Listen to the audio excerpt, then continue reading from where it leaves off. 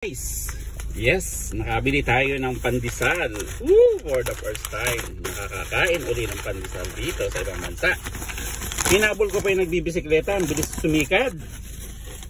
Halos ilang kilometro din yung hinabol ko. Ang bilis magpatakbo. Hindi ko inabutan. Grabe. Yan guys, tingnan natin kung gaano kalaki ang pandesal nila rin. Tingnan din natin kung kasing lasa ba ng pandesal sa atin. Ayan guys, malambot naman, mukhang bagong luto. Bate ka.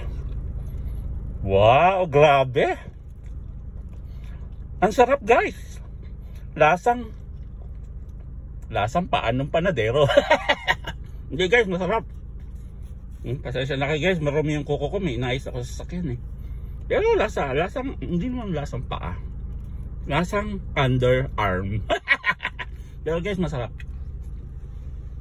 Mas masarap yan guys, lalo na nako, kailangan isa lang ang makain ko. Bilang ni Mrs. to, nagagalit yun, kailangan isa lang ang kainin ko. At sa kanya, at the rest, sa kanya na, nagda-diet yun eh.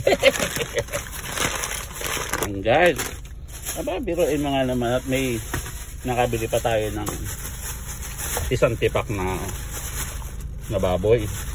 Ano natin to guys, tawag dito, nililit yung kawali natin mamaya. Nag-request si Mahal eh, alam niya, basta ang hari ang nag-request, dapat masunod. Pero guys, the best ang pandesal, pero iba pa rin yung pandesal sa atin.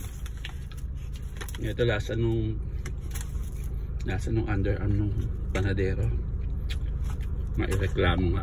Sige na guys, bye bye.